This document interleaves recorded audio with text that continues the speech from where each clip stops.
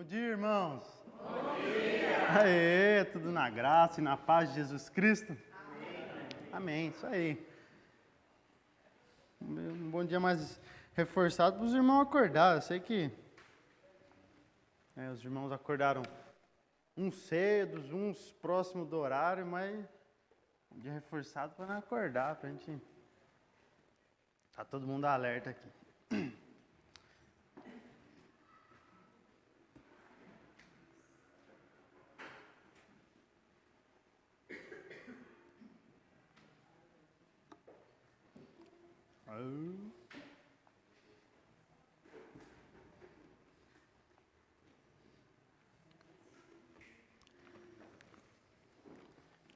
Irmãos, nós vamos continuar com o tema que é uma pergunta, né? O que Deus espera da igreja?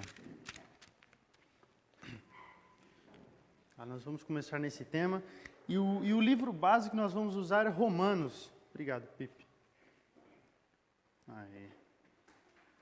Obrigado. Aqui é para frente a setinha, né? Para trás, outra. Beleza. O que Deus espera da igreja? Em nosso texto, nosso livro base é em Romanos. Eu tenho um ponto para falar para os irmãos. Eu fiz duas apresentações. Uma para que eu pudesse acompanhar aqui no meu... Deixa eu tirar o volume aqui. Uma para que eu pudesse apresentar aqui para os irmãos e outra para mim. Porém, né, a gente refém da tecnologia. Meu computador, eu não sei o que aconteceu hoje de manhã, que eu fui passar a apresentação para o celular, ele não quis não. Ele falou, hoje não, vai com o que você estudou e se vira. Então, se porventura faltar algum conteúdo que os irmãos possam saber para complementar, os irmãos podem falar, participem, compartilhem aqui para a gente aprender mais. Certo? Então, vamos relembrar o que nós vimos no mês passado a respeito de o que Deus espera da igreja com base no livro de Romanos. Nós vamos relembrar só a introdução, então é coisa bem rápida, né? bem dinâmica, rápida, para a gente avançar para o conteúdo. Como a introdução é grande, né? Foi grande na aula passada, eu ainda preciso terminar ela hoje e eu precisaria começar a carta de Romanos, do livro de 1 a 4. Só que eu não vou conseguir devido ao tempo. Vou fazer de forma diferente hoje, vou concluir a introdução, vou introduzir a carta no capítulo 1 de Romanos, e aí nós vamos assistir um vídeo que ele é bem intuitivo, bem fácil de entendimento, rápido para a gente, tá bom? Então vamos lá. A carta de Romanos, a carta aos Romanos, ela é considerada como o maior tratado teológico doutrinário do Novo Testamento. Nós vimos isso na aula passada. Ele é o livro mais importante, um dos livros mais importantes para a história da igreja. Por quê? Porque nela está toda a doutrina da justificação pela fé em Cristo Jesus. Então, ela é considerada não como uma carta, né? Mas como se fosse um tratado teológico para a vida da igreja. Né? Um dos panos de fundo que aconteceram na igreja, né, no início da reforma, foi com base em Romanos, né? Grandes teólogos, estudiosos se converteram lendo Romanos, né? Através do Espírito Santo de Jesus, claro, né? Mas com base na carta de Romanos escrita por um apóstolo de Jesus. Romanos ela é uma espécie de exposição, né? E ao mesmo tempo ela é uma defesa do Evangelho da graça e um manifesto cristão. Então, ela é uma exposição do Evangelho e uma defesa do Evangelho também. Tá? E Romanos certamente é o maior livro escrito na história da humanidade. Né? Por quê? Devido ao seu conteúdo robusto, né? Que ele é exposto para todos, né? Desde quando foi escrito, em 57 depois de Cristo, até hoje. É o maior livro. O Rafa estava comentando comigo no mês passado, quando eu terminei a aula, que... Você lembra, Rafa, o que você falou sobre o livro de Romanos? Que poderiam não ter todos os livros. Pode falar? Não é uma frasezinha. Não, sim, claro, mas você viu num livro, né? Os grandes teólogos, eles falam que mesmo se a gente perdesse todos os livros da Bíblia e sobrasse Romanos, ele seria um livro que seria ainda completo no sentido da gente entender a obra da salvação pela graça. Né? Você lembra o livro? O nome do autor? Eu acho que quem falou isso daí foi o Nicodemos. Nicodemos? Foi ele quem escreveu isso numa introdução que ele fez de Romanos. Ah, entendi. Então, para nós vermos a importância, né, dessa carta, a importância desse conteúdo da palavra de Deus, certo? E quem escreveu a carta? Né? Nós vimos lá, né? Foi um homem chamado Saulo de Tarso, né? Fariseu, zeloso na lei e nas tradições judaicas, e que após ele ter passado por uma experiência extraordinária com Jesus, né, quando ele perseguia a igreja de Jesus, quando ele perseguia Jesus, após ele passar essa experiência extraordinária, ele muda o seu nome para o nome romano, que é Paulo, tá? E ele é o autor dessa carta, ele é o autor humano, o Espírito Santo é o autor divino, tá? Tem uns pontos interessantes também que nós vimos no verso 1 no verso 1 do livro de Romanos, capítulo 1, verso 1, que fala lá: Paulo, servo de Jesus Cristo, chamado para ser apóstolo, separado para o evangelho de Deus.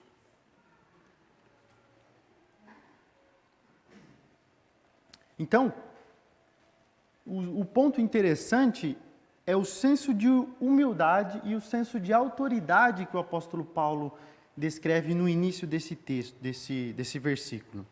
O senso de humildade servo de Cristo. Esse é o senso de humildade. E o senso de autoridade é chamado para ser apóstolo. Dois pontos interessantes para a gente pensar. Sabendo desses dois pontos, nós temos que entender que privilégios espirituais não dão motivo para soberba espiritual. Não é porque eu venho aqui servir ao Senhor e à igreja, né, trazendo um estudo, ou até mesmo o Rafa, o Nil, ou as senhoras, né, tendo o momento de aprendizado, ou quem dirige o culto ou toca, ou quem é pregador do evangelho, né,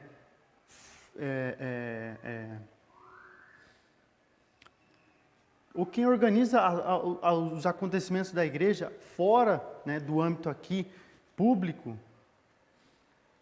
Esses privilégios não dão motivo para sermos soberbos, para falar, eu faço isso, eu sou isso, eu testemunho para as pessoas. Não.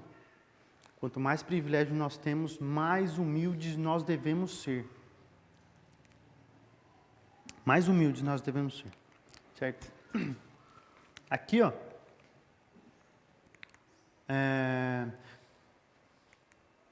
Pronto. De onde ele escreveu? Né? De onde o apóstolo Paulo escreveu esta carta aos Romanos? Eu trouxe um mapa ali, não sei se dá para ver muito bem. Ó. O apóstolo Paulo, ele passa 3 anos em Éfeso aqui, né? Estudando, ensinando, né, nas sinagogas, nos locais. E quando acontece um problema, que ele está relatado em Atos,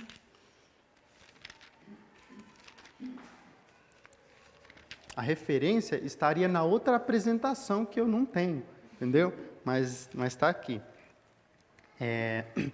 Quando acontece um problema em Éfeso, quando ele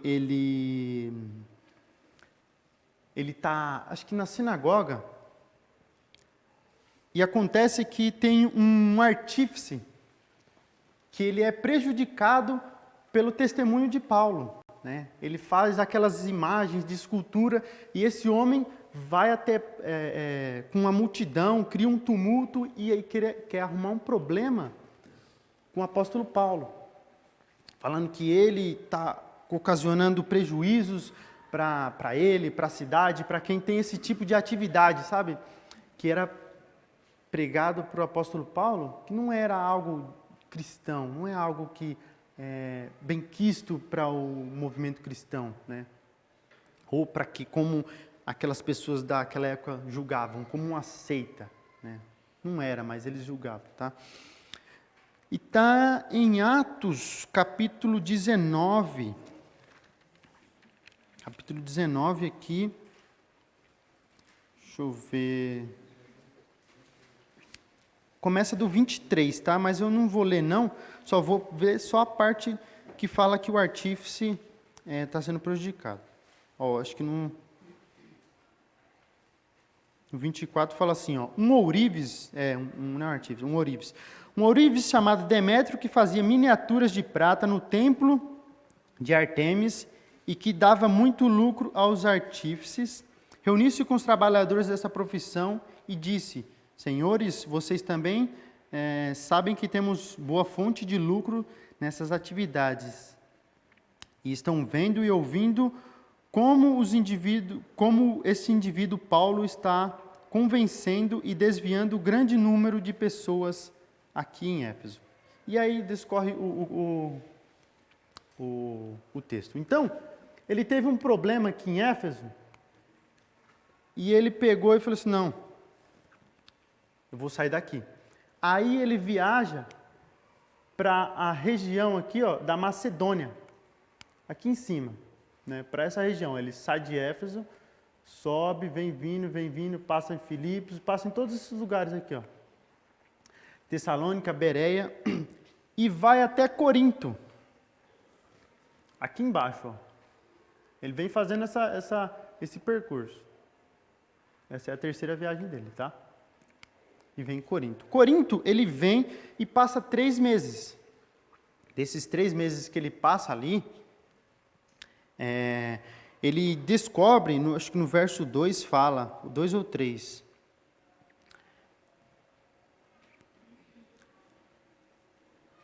Verso 2 fala, viajou por aquela região, encorajando os irmãos com muitas palavras e por fim chegou à Grécia. Então, ele sai de Éfeso, passa por toda essa região aqui, ó, encorajando aqueles irmãos daquelas igrejas que já haviam ali.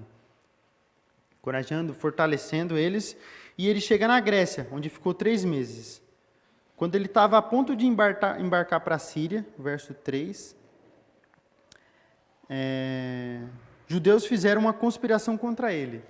Então, novamente, ele é perseguido, e aqui em Corinto, judeus eles tentam fazer uma emboscada contra o apóstolo Paulo. E aí, novamente, ele pega e viaja. Daqui, ó, ele retorna, voltando aqui para a região da Macedônia e descendo. E aí ele vem aqui para Assos, essa cidadezinha aqui, ó, é um porto, uma cidade e um porto. Ele vem para essa cidade, onde ele encontra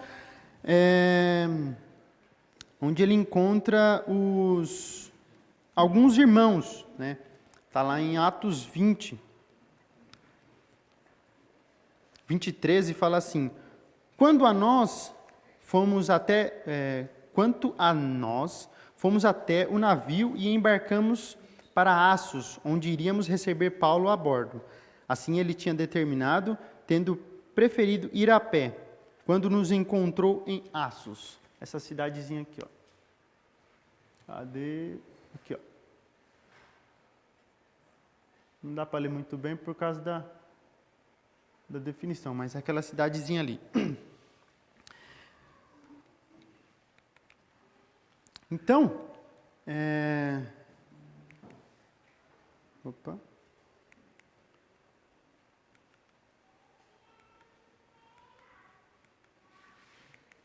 Então, nesse percurso de Éfeso,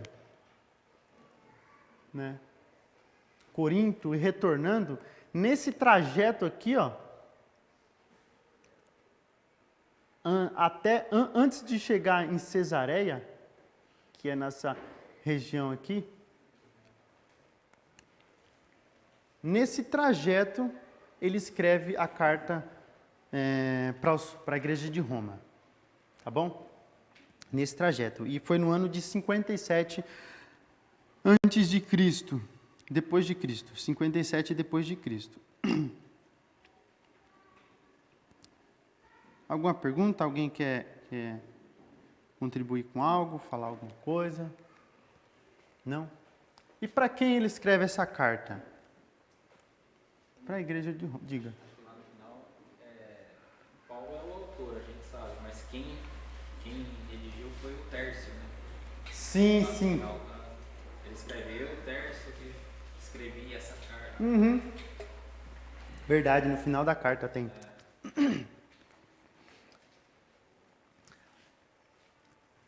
Valeu, irmão. Então ele escreve para a igreja de Roma, né? Vamos ver se eu acho o versículo base que ele fala aqui.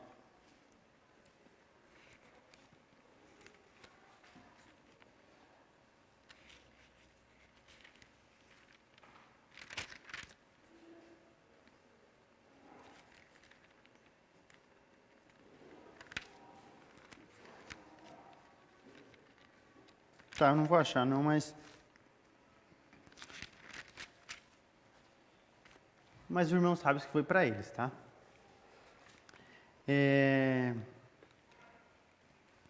Agora nós entramos... Opa. Nós falamos de quem escreveu, Você quer falar? de onde escreveu, Verso 7, capítulo 1, né? de Romanos. Palavra de Deus que está... Ah, verdade, isso mesmo, esse mesmo. Eu sei quando está aí na frente só nos versículos. Isso mesmo, é esse mesmo. O 7 e o 14 também fala, é isso mesmo. Sou devedor tanto a gregos como a bárbaros, tanto a sábios como a indígenas. O 15, desculpa. Por isso estou disposto a pregar o evangelho também a vocês que estão em Roma. Então, como essa carta foi escrita antes dele ir para Roma, ele faz essas duas menções. Obrigado, Rafa. Verso 7 e no verso 14. 15, verso 7 e o 15. E nós vimos quem escreveu, de onde escreveu, quando escreveu, e agora nós vamos ver, né, que nós paramos nesse ponto de onde escreveu, e vamos finalizar falando qual o propósito da carta, né? Falamos para quem ele escreve, né, que é para a igreja de Roma, e qual o propósito da carta.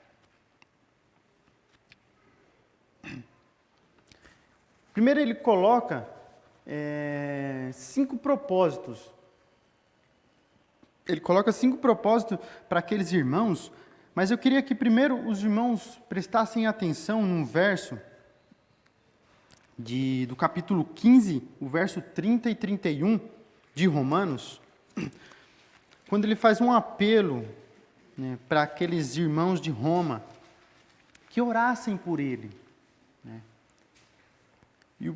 E nós vamos falar aqui qual o propósito que o apóstolo Paulo tem escrevendo esta carta para aquela igreja. Antes disso, nós vamos ver lá, verso 30 e 31. Romanos 15, 30 e 31. Todos acharam? Recomendo, irmãos, por nosso Senhor Jesus Cristo e pelo amor do Espírito, que se unam a mim na minha luta, orando a Deus em meu favor. Ore para que esteja livre dos descrentes da Judeia e que o meu serviço em Jerusalém seja aceitável aos santos. Então, assim como todo bom projeto na sua vida, como todo bom propósito que você tem, que eu tenho, né, ele deve iniciar na oração. Né? Ele tem que ter início na oração. Porque quando nós oramos, é como se você falasse: Senhor, eu não tenho controle de nada. Está tudo nas tuas mãos, ó Pai. Eu confio no Senhor, que o Senhor vai prover sustento, cuidado. E nós devemos orar. Por isso que eu queria enfatizar esse versículo primeiro. Esse verso. Eu coloco ele como primeiro, mas na ordem cronológica do que foi escrito, o primeiro é aquele que está lá. Tá? Só para a gente pensar, porque ele já sabia o que estava esperando ele naquele lugar, lá em Jerusalém. Né? Que era para onde ele iria levar aquela oferta que ele guardou para aqueles irmãos que passaram necessidade quando foram expulsos de Roma. Quando foram expulsos de Roma por causa do imperador Cláudio. E aqueles irmãos, aqueles judeus, né, vêm de Roma para a Judéia sem nada. Eles foram expulsos com a mão na frente e outra atrás. E aí ele pega um recurso e leva para aqueles irmãos. Então, ele já sabia o que estava esperando ele lá, em Roma. Por isso que ele pede oração. E o primeiro propósito é que ele queria compartilhar com aqueles irmãos em Roma algum dom espiritual. Romanos 1:11. Romanos 1:11 fala lá: anseio vê-los a fim de compartilhar com vocês algum dom espiritual para fortalecê-los, isto é, para que vocês sejam mutuamente encorajados pela fé. Eu li o 11 e o 12. Então, o propósito dele era encorajar aqueles irmãos, fortalecer, compartilhar com ele algo que ele sabia que pudesse abençoar aquela igreja. Aquela igreja era uma igreja dividida. Dividida por causa dos costumes gentios e dos judeus. Os judeus achavam que eram os melhores, porque foram escolhidos por Deus, né? Nós temos a lei aqui, a Torá, então nós somos melhores. E os gentios, nos costumes deles, né? Eles tentaram seguir a lei, mas né, da forma deles. Então,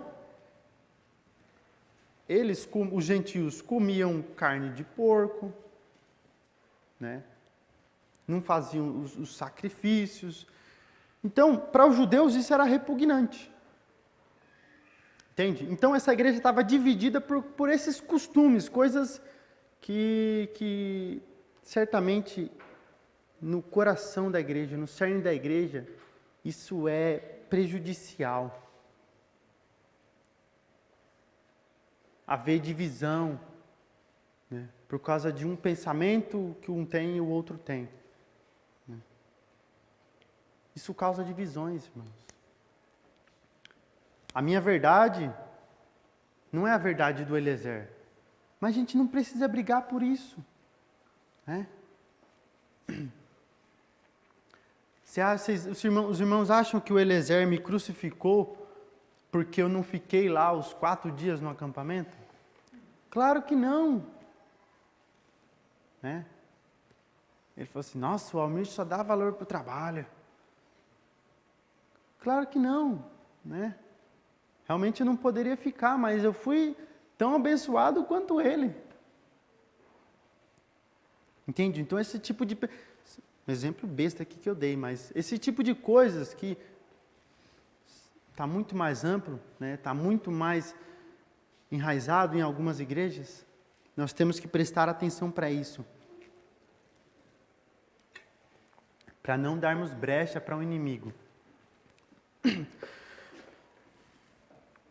irmãos. Então, o segundo propósito é ser enviado pela igreja de Roma à Espanha.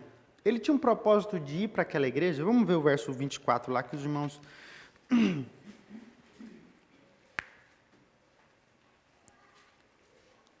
É do capítulo 15, tá?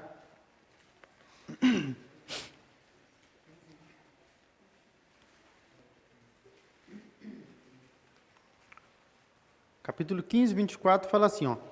Vou ler o 23 também, que ele dá uma base.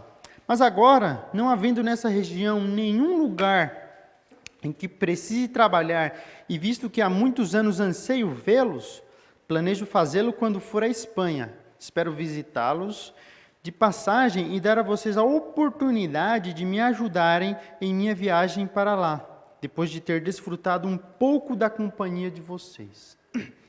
Então, o apóstolo Paulo, ele queria apoio daqueles irmãos para a obra missionária, para a viagem que ele iria fazer. Queria passar um tempo com aqueles irmãos em Roma, desfrutar de um momento agradável, de estudo, de ensino, de aprendizado. Ter daqueles irmãos o apoio financeiro para ir até Roma. Porque na onde ele estava ali já não tinha, ele não via mais campo, né? Ele não poderia ensinar onde já estava sendo ensinado. Não poderia pregar onde estava sendo pregado o evangelho já. Então ele queria o apoio daquela igreja para seguir. O terceiro propósito, que para mim é o primeiro, ele pede oração da igreja em seu favor. Nós lemos lá no verso 15 no verso 30 do capítulo 15. E ele pede também para que os irmãos orem, porque ele sabia que iriam ter rebeldes. Né? O Espírito Santo de Deus já o avisava quanto a isso. Em Atos, eu acho que Atos 23, vamos ver se é isso mesmo. Atos 20 e depois o 21, 11. Atos 20, verso 23, fala assim: só sei que em todas as cidades o Espírito Santo me avisa que prisões e sofrimentos me esperam. Então ele sabia. O Espírito Santo avisava ele quanto a essas coisas que viriam a acontecer. Assim, Atos foi escrito depois de Romanos. Mas isso também acontecia antes. Né? Isso é só ele só está aqui está sendo relatado, escrito. Mas isso acontecia antes com ele, com certeza que o Espírito Santo falava com ele. E o verso 21 do 11, eu vou ler do 10, fala assim, ó. 21, 10, fala: depois passamos ali vários dias, descendo a Judéia, um profeta chamado Ágabo, vindo ao nosso encontro, tomou o cinto de Paulo e o amarrou em suas próprias mãos e pés e disse: assim diz o Espírito Santo, desta maneira os judeus amarrarão o dono deste cinto em Jerusalém e o entregaram aos gentios. Então esse profeta fala para o apóstolo Paulo que ele vai ser preso. Né? E ele fala assim: o Espírito Santo diz. Então o Espírito Santo já falava para ele que ele iria passar por lutas, rebeldes iriam persegui-lo, lutar e tentar prender ele, ou até os judeus, né, os fariseus. E os judeus e fariseus tentariam isso contra ele também. Quarto propósito é um pedido para a igreja, né? É a continuação, né, lá no verso 31, para que os irmãos orem, né, para que o serviço deles seja bem aceito naquela igreja. Igreja dividida, lembra que eu falei? Gentios e judeus, cada um nas suas práticas. A igreja de Roma, ela foi fundada, estabelecida provavelmente por judeus, né? Mas ali se juntaram gentios e judeus. Igreja dividida. Dois pensamentos. Ou dois partidos. Ele orava para que aquela igreja pudesse receber bem o serviço que ele iria lá prestar. Ele iria contribuir com os irmãos, com alguns dons, com oração, entende? Alguém tem alguma coisa para compartilhar, para falar? Quer contribuir? Não? Se quiser, pode falar. E o quinto propósito é fazer uma exposição detalhada do Evangelho, como ele compreendia e proclamava. Isso que o andamento da carta de Romanos é esse, fazer uma exposição do Evangelho, uma exposição do Evangelho detalhada. Esse é o propósito da carta. E o quinto propósito, que é fazer essa exposição para aquela igreja. Certo, irmãos? Concluído as etapas da introdução. E a hora já voou. Vamos orar. Agora concluímos, vamos iniciar o conteúdo que eu falei que é Romanos 1. Maravilhoso Deus, obrigado, Pai, pela Tua presença, obrigado pelo Senhor cuidar da nossa igreja, o Senhor estar restaurando, Deus, as vidas, as famílias, os pensamentos. Obrigado pela maravilhosa graça do Senhor que foi trazida a nós por intermédio de Jesus, ó Deus. E aqui relatado para aqueles apóstolos que estiveram com Jesus, ou tiveram experiências com Jesus. Obrigado pela palavra do Senhor que ficou a nós, ó Deus, e vai ficar a nós até o dia que o Senhor voltar. E bendito seja teu santo nome, por causa de Jesus Cristo, que nos deu a justificação pela fé. Nós fomos comprados pelo Senhor através da fé, algo que nós não vemos, mas nós confiamos em Ti, ó Deus, que irá nos levar, irá nos buscar novamente, ó Deus, para estar contigo, nos buscar para estar contigo na glória, Pai. Eu peço ao Senhor que abençoe este estudo, abençoe os irmãos que estão aqui, que nossos pensamentos estejam voltados para o Senhor, nosso coração, nossos olhos estejam voltados para a Tua palavra, Pai, para que o Senhor seja glorificado e honrado. Em nome de Jesus, eu peço a Tua bênção na vida dos irmãos, na minha vida, Deus, para ser usado pelo Senhor, para que seja bênção na vida dos irmãos, ó Pai. Obrigado pela Tua palavra, em nome de Jesus. Amém.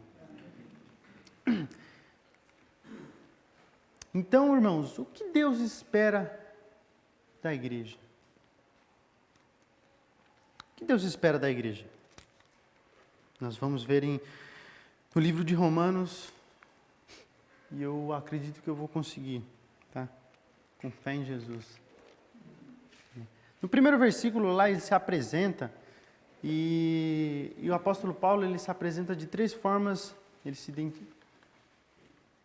no mesmo versículo ele se apresenta de três formas. E é uma apresentação um tanto quanto mais longa, porque ele não conhecia profundamente aquela igreja, Então ele se apresenta para os irmãos saberem como ele era, quem ele era. E aí ele fala no verso 1, Paulo, servo de Cristo, chamado para ser apóstolo e separado para o Evangelho. Aqui o servo ele está sendo relacionado com a posição de servo mesmo. Quando você não mais faz as coisas para o seu próprio eu, egoisticamente, mas você faz se doando, não fazendo mais de maneira egoísta, mas se doando. Aqui quando ele fala servo de Cristo. Chamado e separado, um chamado a responsabilidade que foi dada a ele. E separado porque ele estava separado atividades do mundo, aquilo que o mundo torna tão atrativo para a igreja, para nós como seres humanos, tá?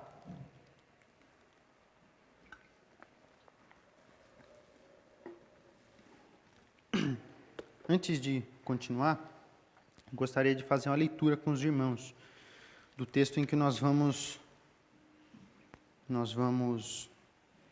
aprender daqui para frente, tá?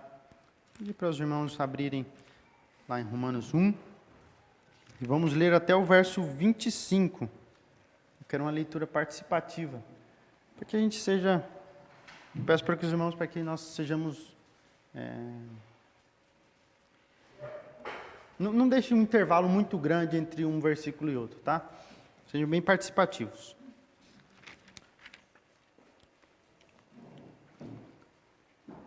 Paulo, servo de Cristo Jesus, chamado para ser apóstolo, separado para o Evangelho de Deus. Qual antes prometeu pelos seus profetas nas Santas Escrituras. Acerca de seu filho, que, como homem, era descendente de Davi, E quando o poder do Espírito Santo ressuscitou dos mortos, foi demonstrado que ele era o Filho de Deus. Ele é Jesus Cristo, nosso Senhor. Pelo qual recebemos a graça e o apostolado por amor do seu nome, para a obediência da fé entre todos os gentios. Entre as quais sois também vós chamados para seres de Jesus Cristo. A todos os amados de Deus que estáis em Roma, chamados para serem santos, graça a vós outros e paz da parte de Deus, nosso Pai e do Senhor Jesus Cristo. antes de tudo, sou grato a meu Deus, mediante Jesus Cristo, por todos vocês, porque em todo o mundo está sendo anunciada a fé que vocês têm. Porque Deus a quem sirvo, e o Espírito, o Evangelho e seu Filho, me é testemunha de como incessantemente faço menção de vós. Em todas as minhas orações, suplicando que, em algum tempo e pela vontade de Deus, se me ofereça boa ocasião de visitar-vos. Anseio vê-los a fim de compartilhar com vocês algum dom espiritual para fortalecê-los. Quando nos encontrarmos, quero encorajá-los na fé. Também quero ser encorajado por sua fé. Porque não quero, irmãos, que ignoreis que muitas vezes me propus ir ter convosco, que tenho sido até agora impedido, para conseguir igualmente entre vós algum fruto, como também entre os gentios. Sou devedor tanto a gregos quanto a bárbaros, tanto a sábios quanto como a ignorantes. E assim, quanto está em mim, estou pronto para também vos anunciar o Evangelho, a vós que estáis em Roma.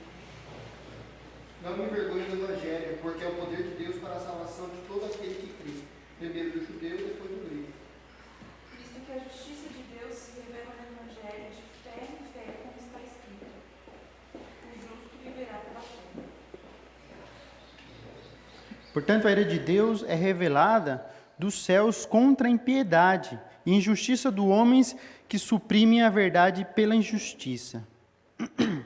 Porquanto o que de Deus se pode conhecer é manifesto entre eles, porque Deus lhe manifestou.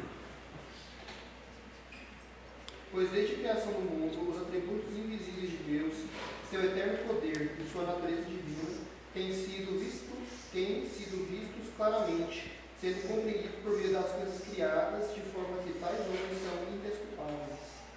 Porquanto, tendo conhecimento de Deus, não glorificaram como Deus, nem lhe deram graças, antes se tornaram nulos em seus próprios raciocínios, obscurecendo-lhes o coração insensato.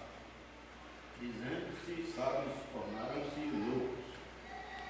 Trocaram a glória de Deus, do Deus imortal por imagens feitas segundo a semelhança do homem mortal, bem como de pássaros, quadrúpedes e répteis. Por isso Deus os entregou aos desejos pecaminosos de seu coração. Como resultado, praticaram entre si coisas desprezíveis e degradantes com o próprio corpo. Trocaram a verdade de Deus pela mentira e adoraram e serviram a coisas e seres criados em lugar do Criador, que é bendito para sempre. Amém. Até o final do versículo aqui, é só o que acontece quando há esse distanciamento de Deus, tá? Por isso que eu parei no 25. Então, o apóstolo Paulo, ele tinha o desejo de ir a Roma visitar aqueles irmãos, sendo impedido até aquele momento, porque o Espírito Santo o conduzia para outros lugares, tá? E alguns estudiosos, eles falam que Paulo estava percebendo que o seu campo missionário, ele estava sendo mais escasso, né? Porque já tinha sido pregado o evangelho em toda aquela região que nós vimos lá no mapa. Ele já tinha feito 3 viagens, fazendo aquele percurso, não exatamente o mesmo percurso, mas 3 viagens, fortalecendo as igrejas, fazendo aquele percurso, saindo da Judéia, que é Jerusalém, subindo pela região da Síria, Macedônia, descendo a Coríntios, retornando, fortalecendo todas aquelas igrejas. Então ele não via mais campo ali para ele. E ele queria ir para Roma para visitar aquela igreja, certo?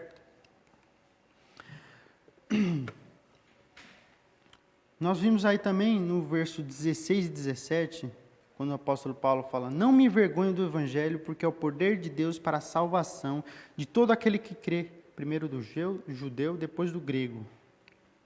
Porque no evangelho é revelada a justiça de Deus, uma justiça que do princípio ao fim é pela fé, como está escrito: justo viverá pela fé. Então a salvação, assim como foi a nós, assim como foi para eles, é pela fé. É o crer em Jesus Cristo, é você entregar a sua vida hoje, entregar a sua vida para o serviço, para o Senhor. Não só para o serviço, mas sua vida para Deus. Para que haja uma mudança extraordinária. Assim como houve com o apóstolo Paulo, quando ele viu aquela luz e Jesus falou com ele. Quando você entrega a sua vida, isso acontece. Você vê uma luz extraordinária. E aí que você começa a conversar com Jesus. Ter acesso ao Pai. Através da palavra. Através de Jesus Cristo, que é a ligação até o Pai. E a salvação é pela fé. Não por obras. Não por uma etnia. Não só porque o Jefferson é judeu e eu não sou. Agora porque o Jefferson é judeu, ele é salvo e eu não sou porque eu sou um gentil. Não, Jesus veio para acabar com essas coisas, né? E nem por obras, nem porque eu estou fazendo algo. O Almir veio trazer o estudo aqui, então ele é salvo. Não é porque nós estamos fazendo, não é porque a gente está ajudando os pobres que nós vamos receber salvação. Não, nada disso, é somente pela fé. E o apóstolo Paulo, ele explana, ele faz essa exposição do Evangelho na carta de Romanos para aquela igreja, para que eles saibam daquilo. Não é porque você é um gentil, não é porque você é um judeu, não é porque você tem a Torá e é zeloso na lei, na tradição. Não é porque você está tentando ser. Não. Exclusivamente, unicamente pela fé. Se você não crê hoje, eu tenho certeza em afirmar que se você não crer hoje, se um dia você morrer, é inferno. Não tem jeito. Por isso que a justificação é pela fé. Você entrega a sua vida, você ora pedindo a Deus: Senhor, me salva. E esse é o propósito da igreja, irmãos. É levar essa palavra, testemunhar. É o meu propósito, é o seu propósito. Nós fomos chamados a Deus por isso. Chamados por Deus para isso. E Deus espera isso de nós. Porque Ele nos salvou para isso, né? Quando Cristo vem e morre pelos pecados de todas as pessoas, ele acaba com a separação étnica que existe. E Paulo deixa claro a todos os que crescem em Jesus que seriam justificados pela fé. Somente pela fé, exclusivamente pela fé. Por favor. É interessante que ele fala do Evangelho, né? Ele fala que o Evangelho é o poder para a salvação. É o poder para a salvação. E ele fala aí da justiça aqui. A gente viu isso no acampamento, não foi? Um pouco, né? Um pouco, bem pouquinho, mas já usando. E aí ele traz a questão da justiça, né? A justiça de Deus, que ela é revelada pelo Evangelho. Então, na verdade, pelo Evangelho é revelada a justiça de Deus. Né? E ele fala que o justo vai viver pela fé, ou seja, não adianta você ter fé em qualquer coisa. Não adianta também você só, eu creio e pronto, acabou. Você tem que viver no Evangelho. Mas também é necessário que você conheça o Evangelho, porque sem o Evangelho, sem a palavra de Deus em si, né, você não tem poder. E você não é salvo só por acreditar em alguma coisa que você nem sabe às vezes o que é. Porque hoje tem muita gente que fala, eu creio em Deus. Você nem conhece Deus, ela nem sabe quem Deus é de verdade. E isso não vai salvar ela. E não vai salvar não é porque ela não crê em Deus, é porque ela não sabe quem Deus é de verdade. Ela não conheceu o poder de Deus. Você só pode ser salvo, você só pode ser justificado se você conhecer o Evangelho, se você conhecer realmente quem Deus é. Porque o Evangelho é um mistério. Né? Ele é realmente um mistério que Deus deixou. E esse mistério é onde você precisa conhecer esse mistério, você precisa desvendar esse mistério, vamos dizer assim, claro que através do poder de Deus, para você ter a salvação. E com isso você conquista, ou você obtém a fé. Né? A fé ela é um meio que Deus usa para nos salvar. Só que é claro, você tem que ter fé na coisa certa, né? Entre aspas, na coisa entre aspas. Né? Porque não adianta você ter fé em qualquer coisa também. Você conhecer o Evangelho de Deus. Verdade. Obrigado pela contribuição, irmão. Para vocês verem, né? Não é só você crer, como ele falou. É você conhecer. Fala, meu. Usando essa parte do deserto, do acampamento também, essa parte do Evangelho ser a base, né? E aí chega e fala que o Evangelho é a base com relação à salvação, né? Essa crítica com relação à salvação. E ele que norteia em relação a essas coisas também. E partindo daí também, quando a gente conhece o Evangelho, a gente também tem a qualificação de também agir de acordo com o Evangelho. Mesmo que às vezes os clientes desconsiderem esse Evangelho e agem por conta própria, tomando decisões atravessadas ou de interesse particular. Mas nós precisamos conhecer esse Evangelho para saber como que a gente deve agir, como que a gente deve andar, o que a gente deve decidir, o que a gente não deve decidir, para que caminho eu devo ir. Se eu não conheço esse Evangelho, eu não sei qual é esse caminho. E aí, talvez aí a gente tenha que aprender é que mesmo que a gente já é salvo, já é cercado pela salvação de acordo com esse Evangelho, né? E aqui é essa salvação. A partir daí eu tenho que conhecer, de conhecimento, de andar com esse Evangelho, para saber aquilo que é certo e não é fazer.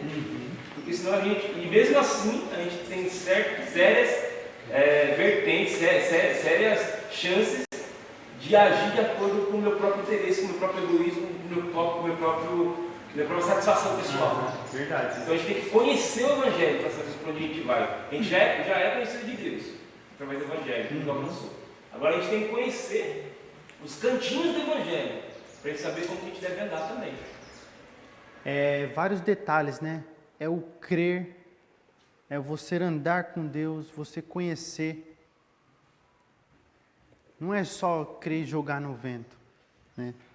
Tem um passo a passo, tem o que a gente precisa fazer, né? E para a gente voltar aqui, já quase finalizar, a partir do verso 18, né, Paulo ele inicia com a necessidade de que tenhamos fé, né? E o argumento dele é o fato de todos nós pecamos e necessitamos de salvação que Cristo provê. Não tem ninguém aqui justo, né? É todo mundo aqui pecador. Né? mas por causa da graça de Deus nós fomos justificados, né? E o resultado do nosso pecado, o resultado da nossa falha, o resultado do nosso distanciamento é a ira de Deus. E o que é a ira de Deus, irmãos? Os irmãos sabem o que é a ira de Deus? O que é a ira de Deus?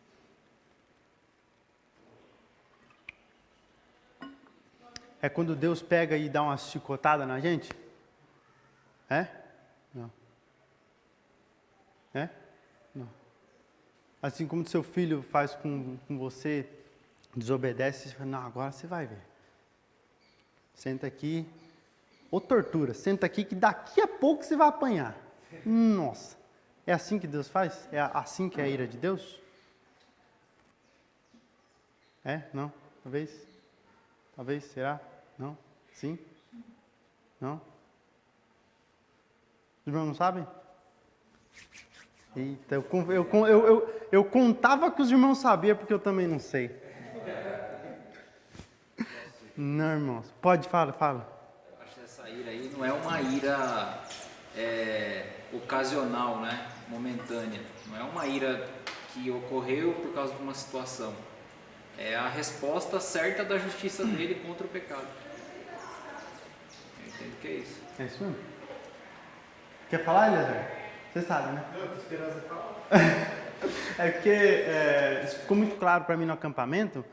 Eu já estava estudando o livro, mas aí ficou muito claro no acampamento porque o João Marcos, que é o irmão lá do Rio Pequeno, ele falou: a ira de Deus, assim como o Rafa falou, não é você ser punido por algo. Só de haver o distanciamento. Deus é santo, irmãos. E Ele não dá liga Deus com impureza, com egoísmo, com todas com tudo que é impuro, né? Deus e a impureza não dá liga, não junta. Água e óleo, não junta, entende? Então, só de haver a impureza, o pecado, já é repelido. Deus repele isso. É como se você pegasse um ímã e virasse os dois polos dele, norte e norte. Não junta. Se juntar, ele solta. A ira de Deus é desse jeito, irmãos. Quando tem, Deus se afasta. Essa é a ira de Deus. Só de você ser abandonado ali, jogado pelas suas vontades carnais, a sua impureza, o seu desejo, né? Como fala do 25 para frente. Por causa disso, Deus entregou as paixões vergonhosas, né? Mulheres trocaram relações sexuais por outras mulheres, homens com outros homens. E além do mais, visto que desprezaram o conhecimento de Deus, Ele entregou a uma disposição mental reprovável. Vocês pensam do jeito que vocês quiserem, eu estou fora disso. Né? Vocês desprezaram o conhecimento de Deus. Irmãos, essa é a causa, a consequência de nós desprezarmos a palavra de Deus, o conhecimento de Deus. Deus, Ele reprova isso. A ira de Deus é isso, irmãos. É não estar nessas coisas. E você quer viver assim? O Evangelho chegou para você. Você tem a oportunidade de crer e você não quer? Você vai ser entregue à ira de Deus, irmãos. É isso.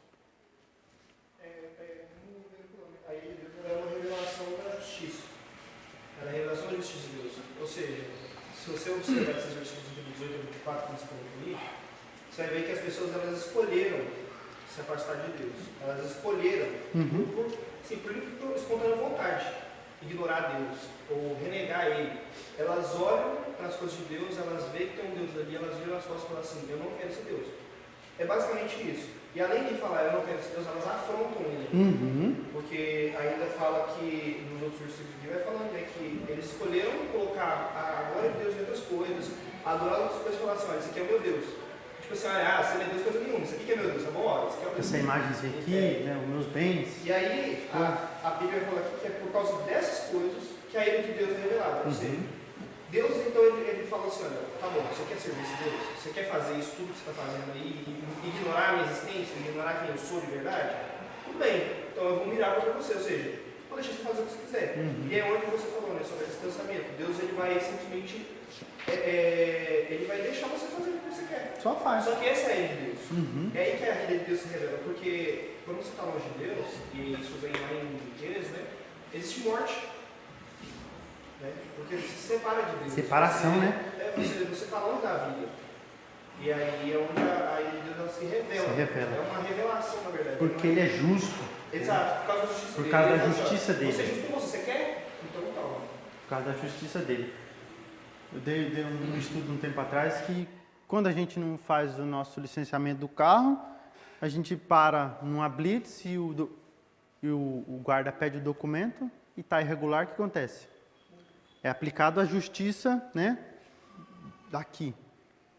Alguns são corruptos, né, mas alguma parte deles fala assim, não. A justiça aplicada é que vai ser recolhido o seu automóvel, você vai se regularizar lá e beleza. Essa é a justiça. Né? É um pouco pequeno, mas é a justiça de Deus. É isso que o Eliezer falou. Irmão, lá atrás é você, tá? Da escolha é interessante. Ele faz lembrar lá do salmista, que ao contrário de escolher estar distante de Deus e participar da ira, ele ora ao contrário. Quando ele vê a sua posição diante de Deus, ele fala, para lançar fora de mim a sua ira. E aí quando você falou que é esse distanciamento, o próprio Salmo, vou levar todo mundo do Salmo agora, fala para que Deus não desvie o olhar dele. Então, desviar o olhar é esse distanciamento. Se eu não estou enxergando, eu não estou perto. Então ele vem e clama para que Deus não derrame a ira sobre ele pela condição de pecador dele. E ao mesmo tempo ele fala, como que Deus não vai derramar essa ira? Não desvie o seu olhar de mim. Mantenha o olhar em mim. Então realmente ele se manifesta aí, nesse distanciamento provocado pela escolha nossa. Exato. Na verdade, uma pergunta, se você não conseguir responder agora. Tá. Se eu não saber, eu vou estudar e eu responder para. É que eu não sei se eu não consegui, não sei se não deixa claro, eu não consegui perceber. O que Paulo exatamente estava combatendo aqui? Eram os irmãos que conheciam e estavam deturpando o evangelho? Ou era só essa questão cultural de gentio e judeu? Porque ele fala do amor do gentio e do judeu, aí depois ele fala sobre essa questão de idolatria. Isso também estava influenciando no evangelho? Não consegui, para mim não está muito claro. Entendi. Eu falei, eu acho que eu não falei, mas do capítulo de 1 a 4 é a base para a gente entender a carta inteira. Então, ele vai explicar mais lá na frente qual é o problema. No capítulo 2 ele vai dar mais detalhes sobre esse problema. E aí, ele vai usar no capítulo 4, quando ele fala que Abraão foi justificado pela fé.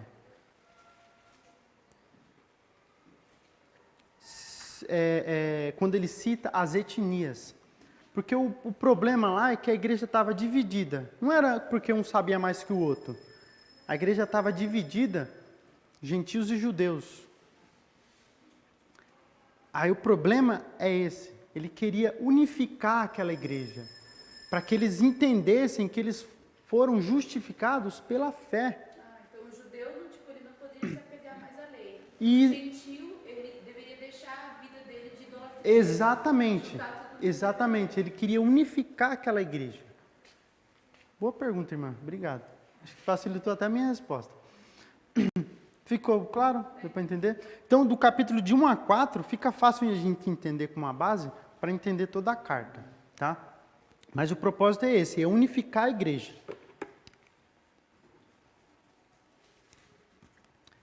E aí eu falo que, por fim, ele lista aqueles pecados, né, e a consequência de não abraçarmos a fé em Cristo. Aí, para encerrar, uma aplicação para as nossas vidas, tá? É isso aí.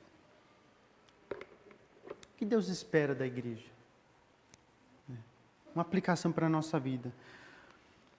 Nós somos servos de Cristo, chamados para levar as boas novas, né? E separados do mundo para uma nova vida.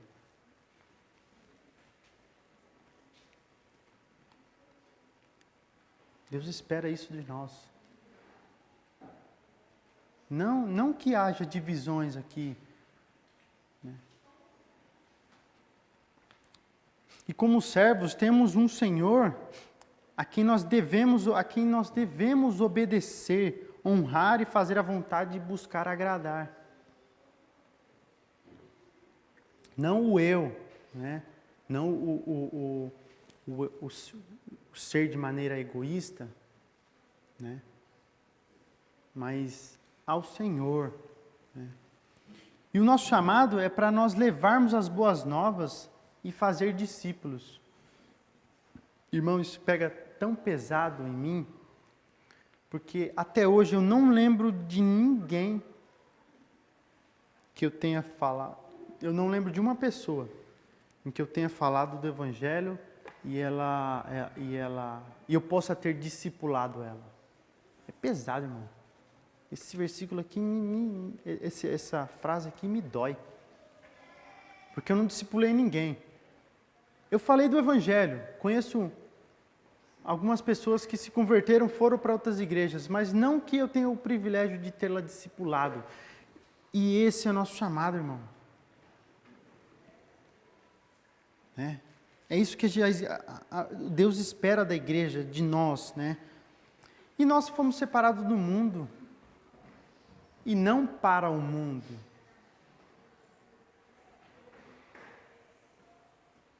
Não deve ter aquela divisão aqui na igreja. Tem dificuldades? Tem, mas a gente consegue se ajustar, a gente consegue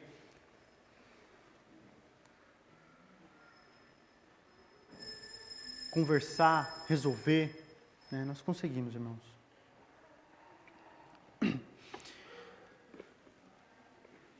Que Deus abençoe vocês, né?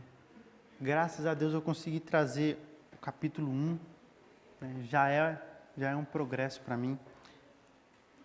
Próxima aula eu vou trazer um breve resumo do 1 até o 4 para a gente ter essa base e aí a gente vai entrar para o conteúdo, tá bom?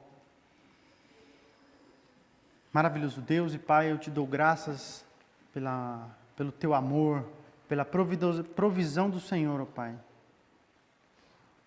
Com a tua palavra, me abençoando aqui, ó Deus, que mesmo com a dificuldade que eu tive em casa com a tecnologia, o Senhor, mesmo assim, o Senhor usou o teu servo, o Senhor me abençoou, ó Deus, para abençoar os irmãos, ó Pai. Obrigado pela maravilhosa graça do Senhor, que é insondável. Obrigado pelo Evangelho do Senhor que foi dado a nós. Hoje nós temos o privilégio de crer no Senhor Jesus e conhecer o Senhor, ó Deus. Nos ajude a levar esse conhecimento para as outras pessoas, para que elas não busquem egoisticamente, ó Deus, o seu eu, a adoração a ídolos, ó Pai, ou a tradições, ó Pai. Nos ajuda a ser testemunhas fiéis do Senhor para glorificar e honrar a Tua palavra, para que possamos ser todos um em Cristo, Pai.